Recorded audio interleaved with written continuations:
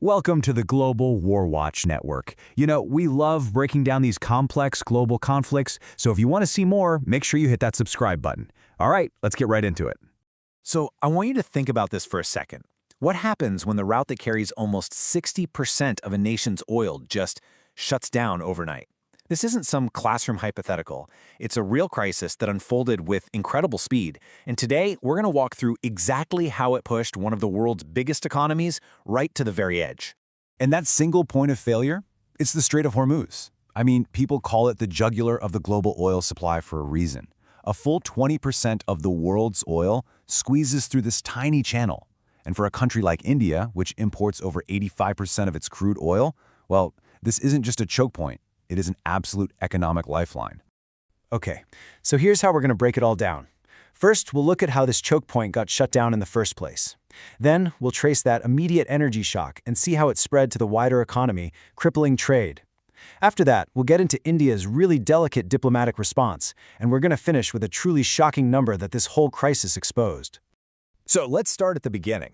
How does a vital waterway like this just close? Well, it started with something nobody saw coming. A dual blockade. The whole situation just escalated with terrifying speed. It starts in late February with U.S.-Israeli strikes, and Iran immediately retaliates by blockading the strait. Then, in early April, peace talks just completely collapse. And then comes the big one. On April 12th, the U.S. announces its own counter-blockade on Iranian ports. And just like that, the very next day, the world's most important oil route is being squeezed from both sides. It was completely unprecedented. Now, as you can imagine, this dual blockade led to the first and most immediate problem, a massive shock to India's energy supply. And you can see the impact right here. The speed of this price jump was just staggering. India's crude oil basket went from a pretty normal $69 a barrel in February to an absolutely eye-watering $126 by April. This wasn't just a little bit of inflation, it was a financial bombshell going off right in the heart of the Indian economy. Right, and the reason that price shock was so devastating is that this was never just about crude oil. Look at this. About half of India's imported natural gas, or LNG, came right through Hormuz. But the really critical number, the one that's just terrifying, is for LPG. That's the cooking gas used in millions of homes. An unbelievable 85 to 90% of all of India's imported LPG had to get through that now blockaded strait. Exactly. Let that sink in. This geopolitical crisis, happening thousands of miles away, was now directly threatening the ability of over 330 million households in India to cook their dinner. This wasn't some abstract economic problem anymore. It was about to become a kitchen table crisis for nearly a third of a billion people. And the damage didn't stop there. As you'd expect, an energy shock that big doesn't stay contained. Next, we'll see how it triggered a kind of financial contagion that put the entire Indian economy under intense pressure. So as the cost to import all that expensive energy skyrocketed, the Indian rupee just fell off a cliff. It hit an all-time low of 93.39 against the US dollar. This was a classic currency crisis unfolding in real time. You've got this massive import bill to pay, and you've got foreign investors yanking their money out of the country as fast as they can. To stop a total collapse, India's central bank, the RBI, had to launch this incredibly aggressive three-pronged defense. First, they just started selling billions from their foreign currency reserves to try and soak up the demand for dollars. Second, they made a massive, nearly $100 billion bet against the dollar using complex financial tools. And third, they basically ordered all the banks to limit their own exposure.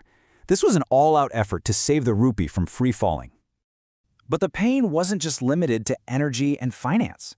The blockade also sent these massive shockwaves through parts of the economy that you wouldn't think were related at all, absolutely crippling trade and exports. Yeah, this is a perfect example. Look at the gems and jewelry industry. Exports just plummeted by over 35% in a single month. And you ask why? Well, the entire logistics chain was shattered. Insurance costs for shipping anything through that high-risk zone just went through the roof, making it almost impossible to move goods. A multi-billion-dollar industry just ground to a halt. And the agricultural sector got slammed just as badly. You had perishable food, grapes, bananas, meat, literally rotting because of shipping delays. On top of that, exporters were getting hit with these massive war risk surcharges on their freight costs. And even worse, looking down the road, the whole crisis threatened future harvests because it was choking off the supply of essential fertilizers, which also come from that region. Okay, so the economy is absolutely reeling. What does India do? This brings us to the diplomatic front, where New Delhi had to perform this incredible balancing act, trying to navigate a crisis with two powerful and opposing forces. What India did was really quite clever.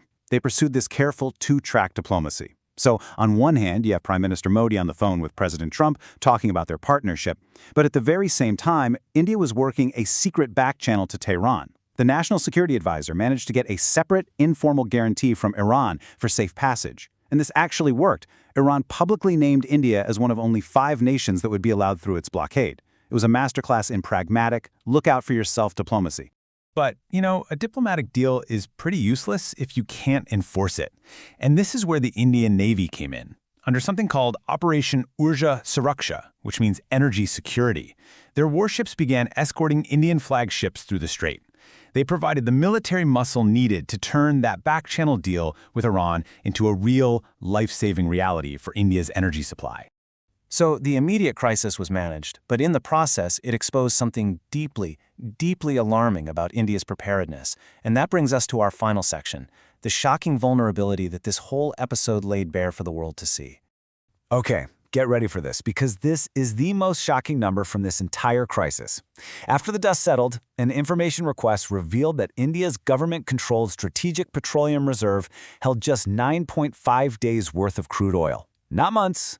Not even a couple of weeks, less than 10 days of emergency fuel to run the entire country. And it gets worse. That 9.5-day number wasn't even based on the reserves being full.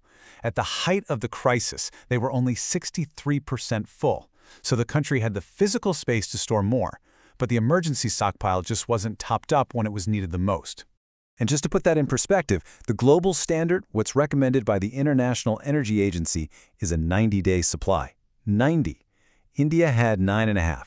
And if you thought that was bad, the situation for household cooking gas, that LPG we talked about, was even more dire. The strategic reserve for that was only 2 to 5 days. The buffer against a full-blown catastrophe was terrifyingly thin. Look, in the end, India's diplomacy and its naval action were impressive, but they were a short-term patch on a really deep structural problem.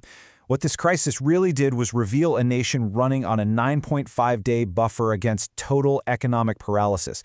And it just leaves us with this massive, critical question. What fundamental changes are needed to truly secure India's energy future? Thanks so much for joining us for this breakdown.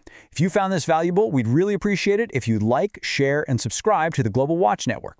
We want to know what you think. What are India's biggest strategic vulnerabilities? Let us know in the comments, and be sure to follow us on our social media channels.